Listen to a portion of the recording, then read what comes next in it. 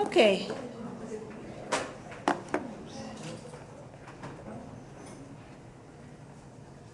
Okay, let's pick up where we left off last time. I hope you had a nice break and ready to be back, or not. Okay, so a few recap questions to go over quickly what we went through, the material we went through last time before continuing. Why do we use saponification value? Yes, Ray? For the average weight and the molecular weight of that. Very good. So that it's kind of an identification tool as well for specific oils. Which test is used when testing efficiency of hydrogenation? Yes, Nora? Iodine value. Iodine value. So the iodine value, some of you did today in the lab, it's a measure of the degree of unsaturation. And hydrogenation is when you saturate an oil. Then you would determine the efficiency of hydrogenation by measuring iodine value before and after the process. So presence of free fatty acids is an indication of what, Ben? Adequacy of refining. Adequacy of refining is one, because once they crush and get the oil out of the seed, it's crude oil, and then they do an alkaline procedure to remove free fatty acids, and then you test to see how efficiently you've done that. Erica, did you want to say something? About hydrolytic rancidity. Hydrolytic rancidity is another important one to determine what kind of rancidity you've got. So you would determine the activity of either endogenous lipase or lipase due to bacterial growth that would result in breaking down of triglycerides, and that would be hydrolytic rancidity. So if oil A has higher saponification value than B, which one has lower average fatty acid molecular weight? Yes, Josie? Oil. Yes, oil A. That is true. That means you have you need more milligrams of KOH to saponify a particular amount of, like 1 gram of oil will have more moles of that fatty acids from oil A. Name few physical characterization tests. Yes? The cold test for winterizing. Cold test, so test the efficiency of winterizing, or cold or cloud test, both can be similar. The cold test would, once you bring the oil to a certain temperature, you will precipitate or crystallize certain contaminants, solid contaminants in your oil. So to determine the efficiency of winterization, you can do either cloud test or cold test to determine that. What else? Ben? Refractive index is another identification, and also an indication of degree of saturation. Smoke point test. The smoke and flash point and fire point tests, which are important, so that once you know what the different oils, smoke, flash, and fire point, then you would know which ones were suited better for deep frying versus none. For salad dressing, like olive oil, for example, is not suited for deep frying. And also, it's also important that you know that once you use the oil quite a bit for frying, the smoke point would decrease, as well as the flash point and the fire point. That's due to the generation of free fatty acids, and they would reduce that temperature point. Okay, so with that, I'm going to move on to oxidation, measuring oxidation. Some of you did the peroxide value analysis in lab today. Others will do it on Wednesday. So when you measure, there is something called current state or present state of oxidation. And then there's something called the determination of the inductive period, or the period before oil starts to get rancid or to get oxidized. So one meaning shelf life, others is current present state of the oil. So again, it's very important to know the units. It's milli equivalent of peroxides per 1 kilogram of sample. And they are primary oxidation products, so that would be the initial products that will not be stable. Peroxides are not stable. then they will convert to secondary metabolites. So a freshly refined oil or fat will have a peroxide value of 0. That is theoretically. If you start off with a very fresh sample, you should have a peroxide value of 0. How about a very rancid oil? What do you think will happen to the peroxide value? Not the Monday group. Anybody can guess? Would it become very high? You would think so, right? Theoretically, peroxide value will become really high in a very rancid oil. You agree? Yes. Nod. Yes. No. A very rancid oil will have a peroxide value of 0. Why? Because they are unstable. Peroxides are unstable. So once they're formed, they're going to continue and form secondary metabolites. And then no longer you can detect peroxides. How do you differentiate if you do the analysis and you have a peroxide value of 0? How can you tell that this is not a fresh oil? Smell it. It's just open it and it's just going to smell really bad. So the method is basically, here's a peroxide that is generated by auto-oxidation, and then you add to it potassium iodide in the presence of acid. You'll be using acetic acid and also a solvent to solubilize the oil, so you'll be acetic acid and chloroform. And then you heat it, and then what you get is iodine. And that, in the presence of an indicator, will turn blue, starch indicator. And then you titrate that, and then you end up with a colorless solution. So obviously when you have a blank, in this case, different than saponification iodine value, where the blank value is the higher than the sample value, here the blank is supposedly 0. And that's because you don't expect to have peroxide in your blank. Peroxide should come from your oil. So you titrate a blank nevertheless, but it's almost always 0. But you titrate a blank, and since it is milliequivalent per kilogram, here's how you get to this. It's a little bit different than the other equations. Since it's milliequivalent, milliequivalent is equal to normality by volume. But since it's milliequivalent, the volume is in milliliter, so you don't have to correct to convert it to a liter, so you don't divide by 1,000. And since it's per kilogram of sample, so you divide it by the weight of your sample in grams, and then you multiply by 1,000 to get to per kilogram. So that would be milliequivalent per kilogram of sample, the value you have down there. And the normality here is your normality of the titrant that you use, which is the sodium thiosulfate. So acidine value is a measure for a secondary metabolite or secondary reaction of oxidation.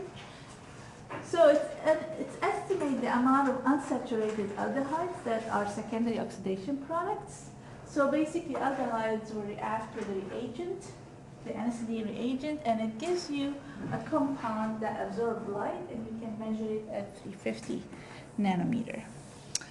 Tautox value is a common indicator also of oxidation, which is a combination of the acidine value and peroxide value. And there are tables that will convert, will tell you, for example, fresh soybean oil have acidine value less than 2, and then the Tautox value of less than 4, and that would be a relatively non-spoiled or oxidized, not completely oxidized oil.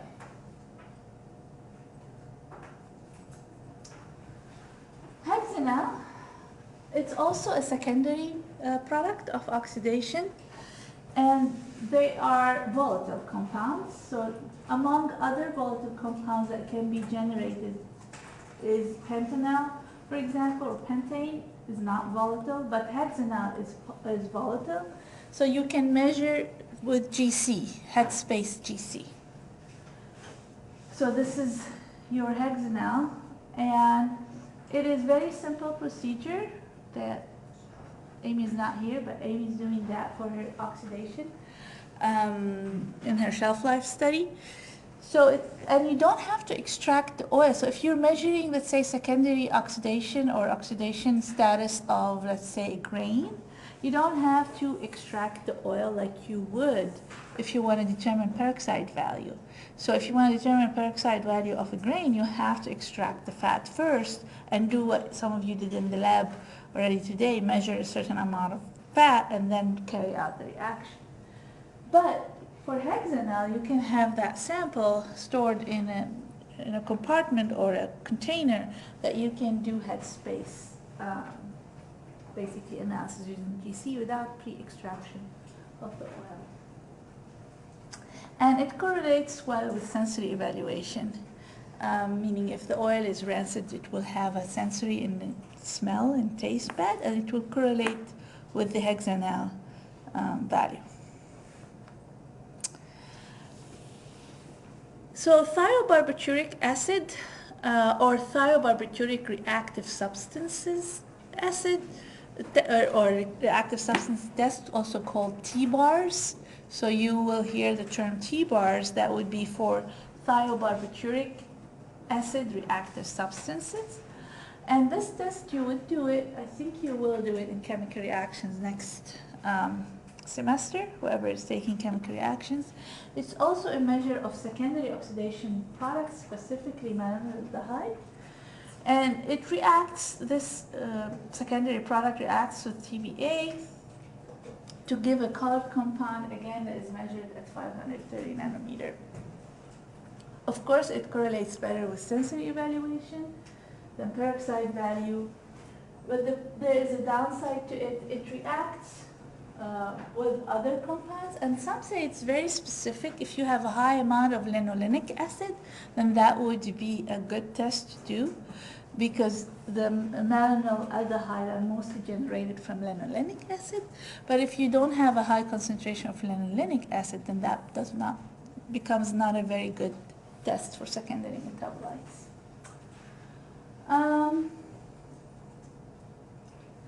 You can do alternative methods, HPLC methods, to determine exact secondary metabolites generated rather than just that particular malonylaldehyde metabolite.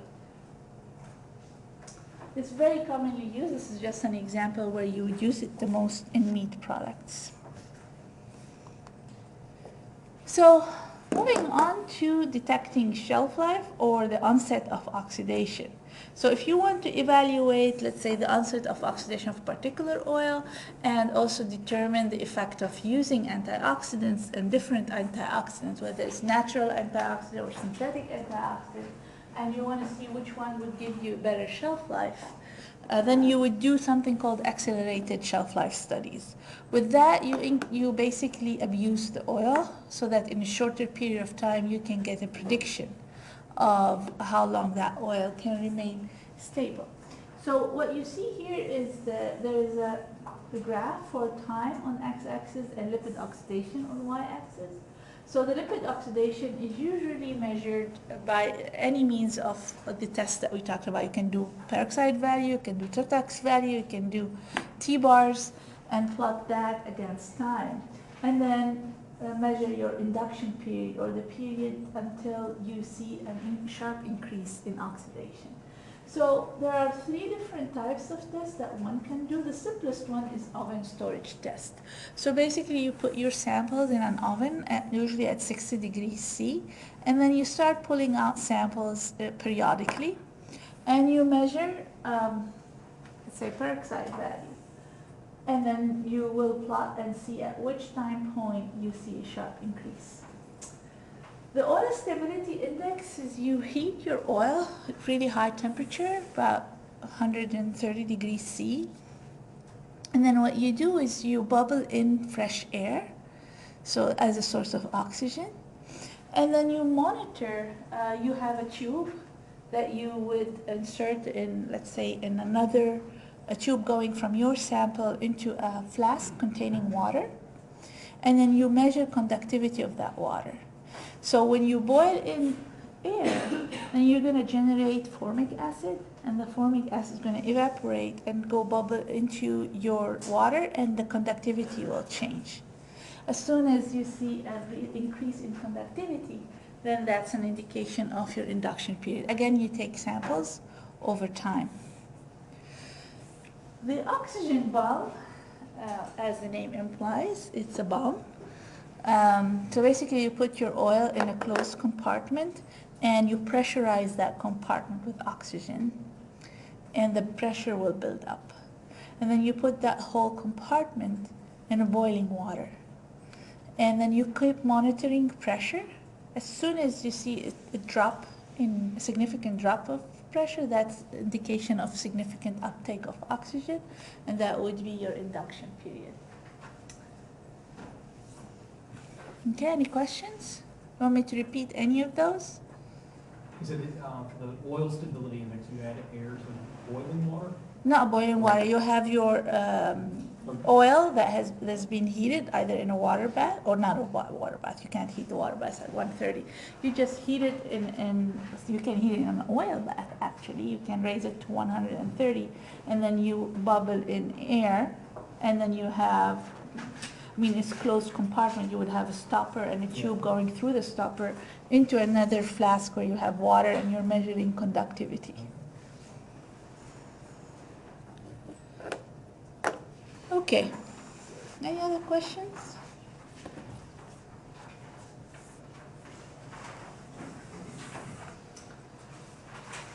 So we talked about fat characterization by looking at the different components of fat, which are many different components of fat. So you have the triglycerides and free fatty acids, obviously, in your sample. You have the mono, di, and triglycerides. You have the phospholipids, cholesterol, and lipid-soluble pigments and vitamins. And within the triglycerides, you have the unsaturated, saturated, polyunsaturated, monounsaturated, trans isomers, and all of that you would need to know, and mostly for nutrition labeling. So a lot of the methods that are used to determine all of these is HPLC or GC based methods, so chromatography method, in order to quantify. There are thin layer chromatography method, just a qualitative overview of the composition of fat in your sample. So if you're measuring fat composition in a particular sample that has olestra in it, there is a particular procedure that you would do to account for olestra presence. And olestra is not, it cannot be hydrolyzed for lipase, for example, by lipase. So what you would do is you get your oil or fat and you hydrolyze it with lipase, you generate fatty acids. But olestra will not react, obviously. And then what you would do is your fatty acid, you precipitate them as calcium salts. So you add calcium ions in there, and then you precipitate your fatty acid as calcium salts, or soap, calcium soap. And then you separate that from the mixture, and then you can determine the amount of fat, actual free fatty acids that are generated from your triglyceride rather than from olestra, because olestra will be soluble. If you're extracting the fat, it will be extracted with the fat, obviously. So some of the methods are also linked with MS for identification for certain phospholipids. For example, mono, di, and triglycerides, you can link to MS and get better identification and quantification. So if we're looking to well, we've already talked about FAME when you did the lab, so you already know that. You saponify and get the methyl esters, and then you follow the GC method. Obviously, if you want to do quantification, then you would do internal standards, and you would have a standard for every fatty acid. Even if you're measuring trans fat, you will have a standard for that in order to quantify. So it would be a more elaborate method than what you did in the lab, which is a semi-quantitative method is what you did in the lab. But if you want to do quantification, especially for nutrition label, you need to do the whole thing. You need to have an internal standard, and you need to have a standard for every fatty acid in order to determine the quantity. Cholesterol. So cholesterol is part of the unsaponifiable matter in your sample. So cholesterol will be soluble in the organic phase like your fat. But when you saponify the fat, the triglycerides will be saponified, and you turn them into salt, not methyl esters in this case, just salt. And then that will be soluble in the aqueous phase. However, cholesterol will remain soluble in your organic phase. You separate the organic phase, and then you derivatize to trimethylsilane groups that are thermally stable and volatile. And then you can determine cholesterol that way with GC. And this is a qualitative method that you get a rapid look at what your sample components are. So obviously you want to run standards.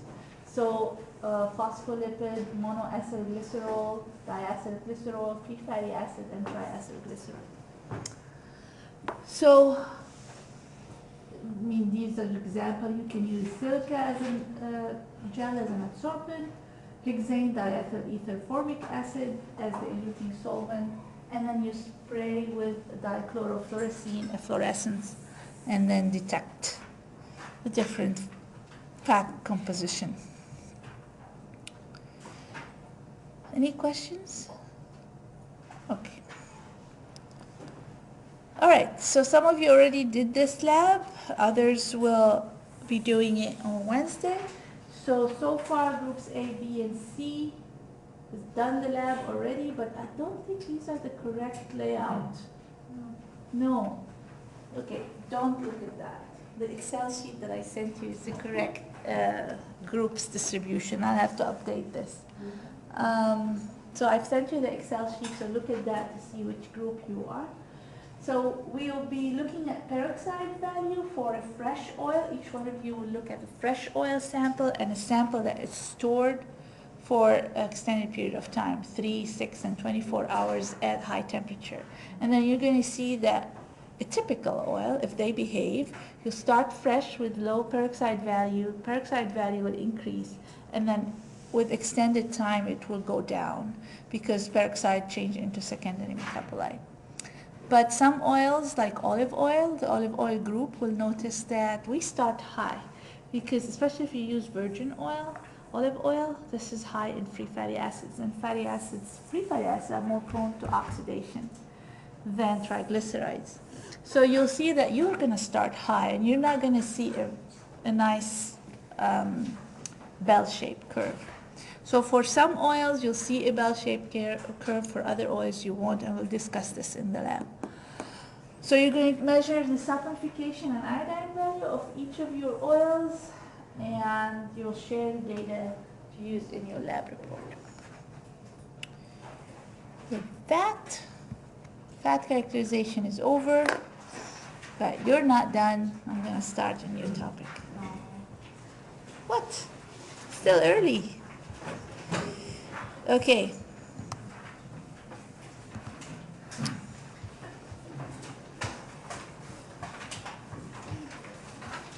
What? Where's my cursor? It's not here. There it is. The best subject in the world. Yeah. Okay. All the subjects are the best subject in the world, but this is the best subject in the world. Okay. So protein separation and characterization.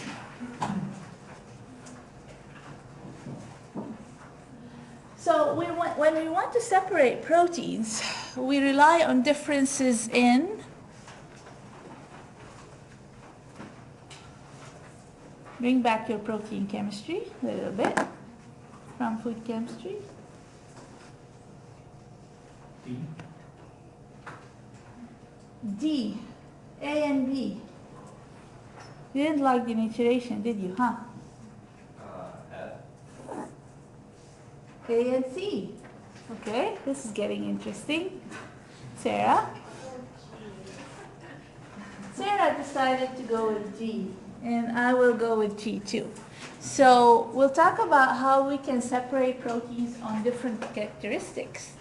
Some we can differentiate what they're soluble in and separate them that way. Others, how they absorb to different surfaces, and we use that to separate them.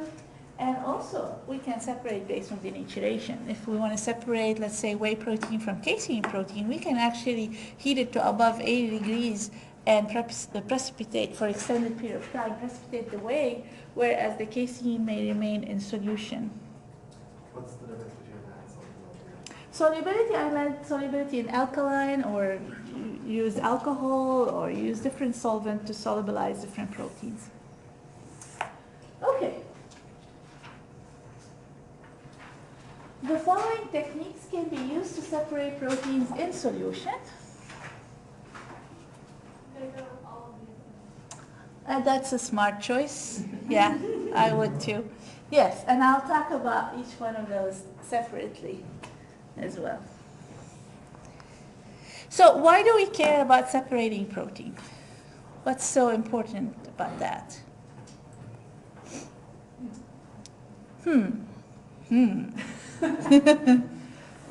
Different proteins might have different functionalities. So if one part of the protein, or one fraction of the protein might be a good former and the other one might be a good emulsifier. So if you want to optimize it, you would separate.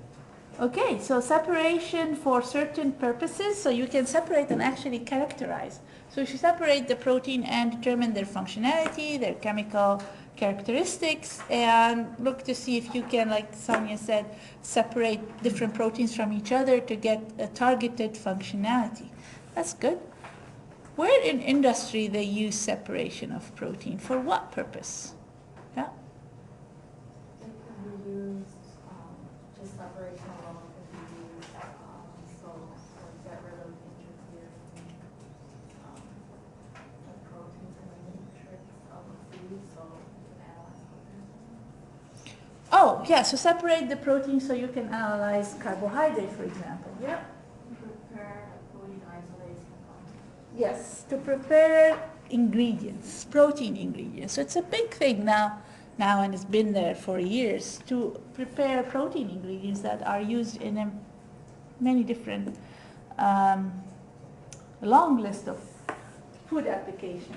So yes, you have to isolate protein, whether it's from soybean or even it's from milk or whey, which is a waste product. You remove that whey protein out so that you don't throw away valuable protein, and use it in protein bars, in beverages, in any fortification, or even for applications for functionality, texture, gelation, emulsification.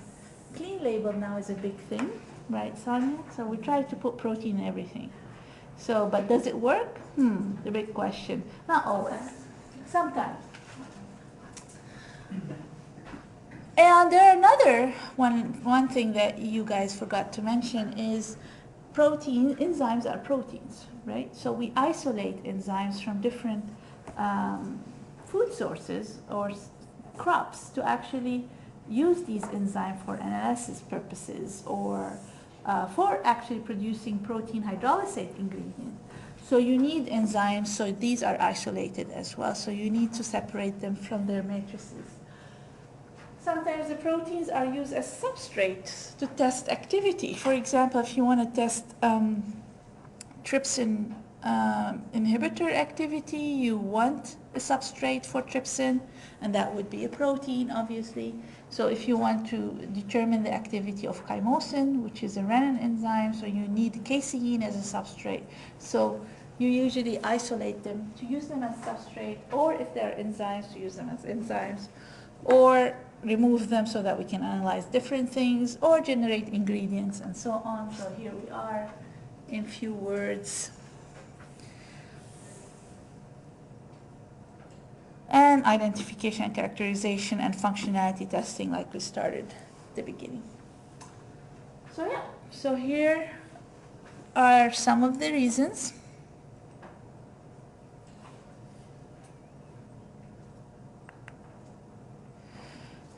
So proteins from different sources, like you've learned in food chemistry already, they are different in nutritional quality because of their amino acid profile, their structure, therefore their digestibility might be different. They differ in functional properties due to their structure and amino acid composition. They also differ in biochemical characteristics. In separation of protein, we focus on their differences of biochemical characteristics. And these are many. So the composition and molecular structure of the protein differ quite a bit from different sources. For example, look here, there's a whey protein, it's a globular protein, and this is a casein protein, which is an open structure protein. So these have different solubilities, they have different thermal stability. Being a globular protein has lower thermal stability than casein, which is an open structure protein that doesn't have much of a tertiary structure. So basically differing in amino acid composition will affect differences in charge as well, in hydrophobicity, therefore it will affect solubility. There are different in sizes as well. There's proteins as small as 7 kilodalton and proteins as high as 200 kilodalton. So they vary very much in size, so we can separate them based on their size. Their amino acid composition affect their charge. You have how much acidic amino acids you have versus basic amino acid. How would that impact their net charge at a particular pH? What do they interact with? Their surface hydrophobicity or surface hydrophilicity, their specificity to certain biological affinity, to inhibitors, to antibodies. So you can separate them based on so many different factors. We'll start with solubility.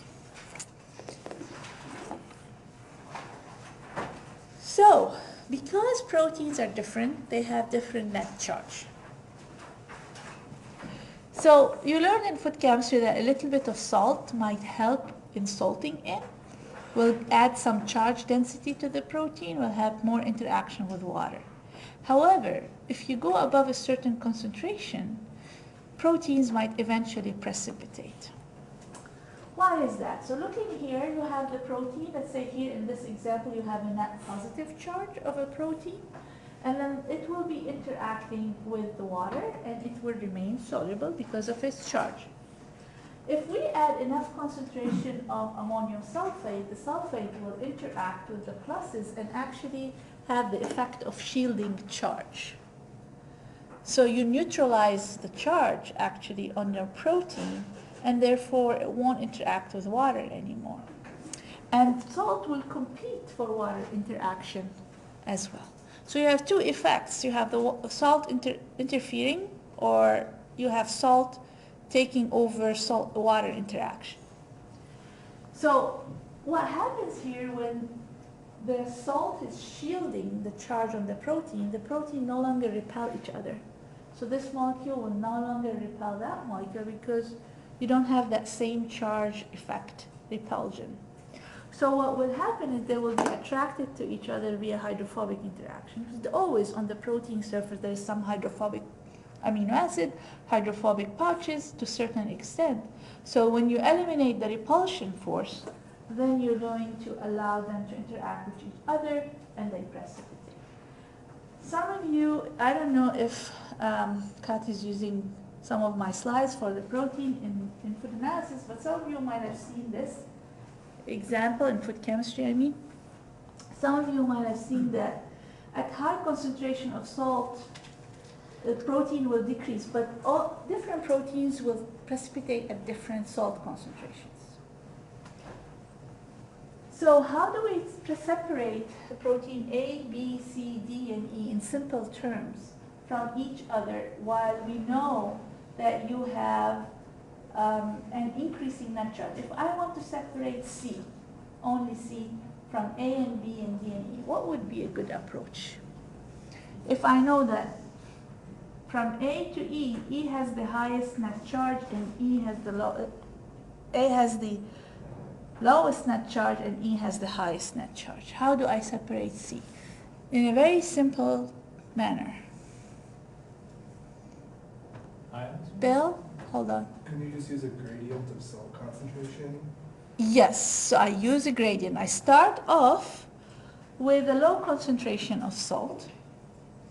And I know that, of course, will be experimented and you need to know exactly the concentration of salt, but I would use enough concentration of salt to precipitate A and B. I centrifuge, collect the precipitate. And then the precipitate, I add just enough more salt to precipitate C and leave D and E in solution and take the precipitate C. So that's how you do it. Usually you change the salt concentration, but that is a lot of work and you need to know exactly the different proteins you have, their net charge, the type of salt to use, the concentration of salt to use. There are methods already there for you.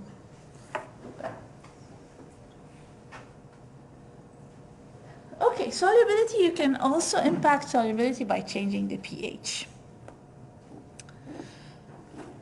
So, for example, you have a mixture of casein and whey protein in solution and you want to separate casein from whey. A very simple way to do it is lower the pH to the isoelectric point of casein. Whey protein remains in solution, casein proteins precipitate. The isoelectric point is the pH at which you have a zero net charge.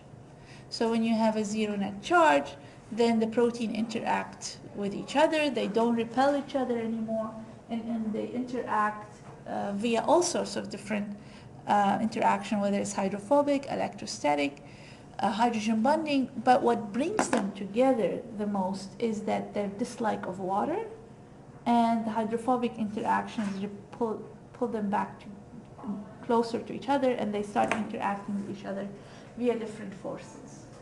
And they precipitate. Yep? If amino acids have different pHs where they reach a net charge, like how can a protein? Yeah, there is in organic chemistry, I don't know if they teach that or not, there is a humongous equation that you would use to deduce how the PI of the protein is affected by the PI of each amino acid in the composition of the protein. Can the same principle be used in with fats? Because I don't know if it's applicable because I used to work in a restaurant where they made their own mascarpone cheese. They would heat up cream, add acid, and essentially the fats would precipitate together. So was that a reaction with proteins as well, or was it a reaction with fats? Yes, reacting with the protein, you separate the protein from the fat. So no, fat doesn't have an isoelectric point. It doesn't necessarily carry a charge. Fat. That's why I Good. Good question. Okay. So you can also use these solvents to extract the protein because usually solvents disrupt protein structure. For example, you have the protein in native state, and in this case you have a negative charge, but it doesn't matter. Anyway, it's interacting with the water, and then you add acetone. So you all know by now that proteins have hydrophobic compartments, and the hydrophobic compartment tend to be within the interior moiety of the protein. They like to hide from water. So they're inside. Expose them to acetone, for example. Oh, it's an organic solvent. Oh, this sounds good. They open up, and their hydrophobic now groups are exposed to the acetone, and they're exposed to the other proteins in solution, and then they start interacting with each other rather than interacting with the water, and they aggregate and precipitate.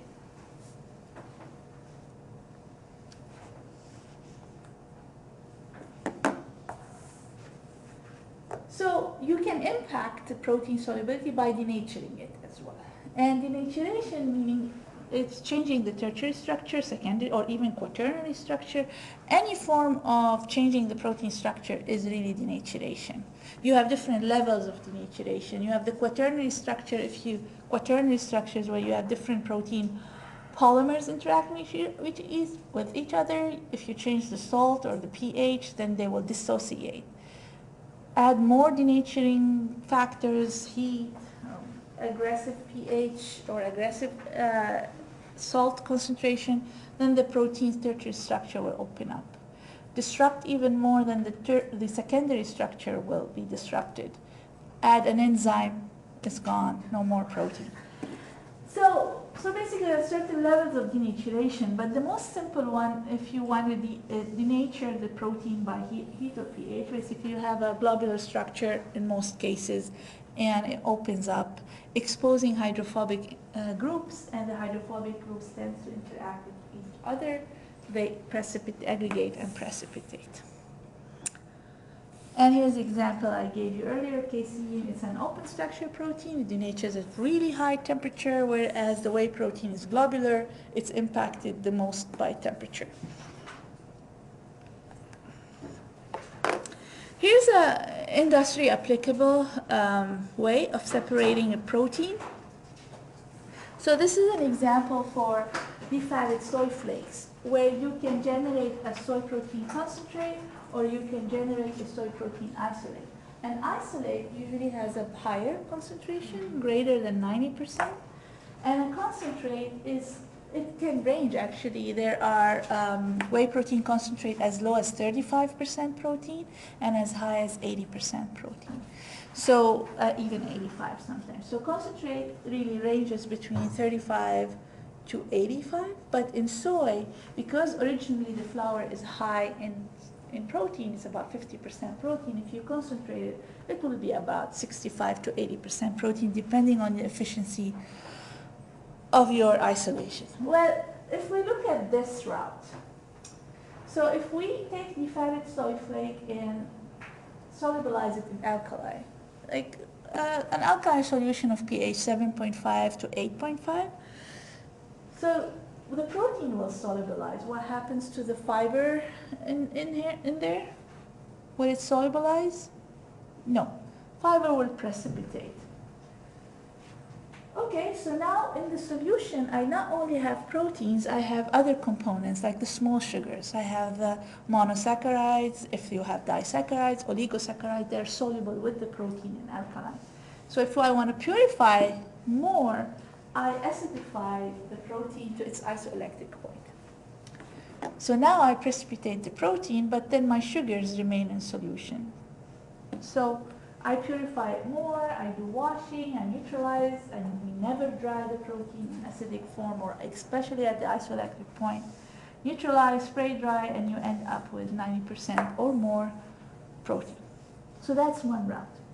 The other route is you use aqueous alcohol, and here, or water, but if you use aqueous alcohol, you extract more of the saccharides, the small sugars, mono-oligosaccharides.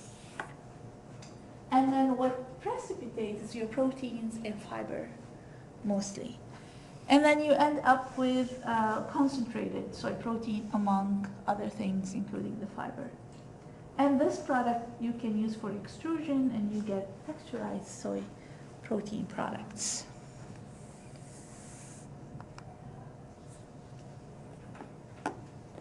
Okay. Separation by adsorption. So here we separate based on what's on the surface of that protein. Charges. Okay, I can use cation or anion exchange, depending on whether my net charge of a protein is a negative net charge or a positive net charge. Lysozyme is a positive net charge, whey protein has a negative net charge. So depending on the protein I have, I would choose, and depending on the different components of the protein, sometimes I need to separate different components of a protein from a mixture of proteins. So depending on what I have in my solution or in my matrix, I choose either anion exchange or cation exchange and do that. The visco, which is now called what, Chelsea? Oh, It got bought It's by not some. pure, it's, No, Vipro is the product from Yeah. Davisco, but Davisco, the whole company Yeah, it's got not- bought by somebody else. I can't remember the name. But anyway, they use ion exchange method to separate their whey protein. And they used to have a patent for forever. Now the patent expired. But they were the only company in the United States that produced whey protein by ion exchange. It had a better quality, or still has a better quality than membrane isolated whey protein. Membrane isolated whey protein is based on size separation. So there are a lot of companies in the States and also in Europe that separate whey protein using membrane. But this particular company uses ion exchange. The protein is less denatured, it has less calcium, less lactose, more beta-lactoglobulin. It has completely different functionality than the membrane whey protein. So depending on the method you use, you end up with a different functionality of the protein as well. And this is just a reminder of your chromatography, and that's why chromatography is a big component of food analysis, because it shows up. And I expect that you go back and review the concepts to see how you apply it here. Okay? And in ion exchange chromatography, especially for protein, we use the polysaccharide-based resin because of the fact that it would give you a larger pore size, and because proteins are large, so you use that matrix. And the OH groups are the ones that are derivatized with either weak acid, weak base, or strong acid or strong base. You don't have this slide, I just added it. It's based on also your chromatography lecture where we talk, this is specifically used for protein separations, and in this case we use it a lot in research when we want to separate proteins from polar substances such as sugars or carbohydrate. We want to purify it that way. We use a mildly hydrophobic surface, and we use salt. We inject our protein with salt so that we salt them out. Basically, then they will interact with your surface via hydrophobic interactions, and then you elute them with water. And the water, when the salt washes out, the proteins will separate.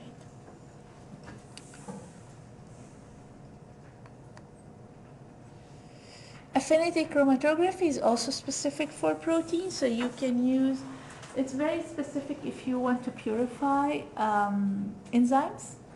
For example, affinity chromatography is a big application for that, and often people use as ligand enzyme inhibitors. So they are very specific to the enzyme. Nothing else will react with those ligands, and then you can separate.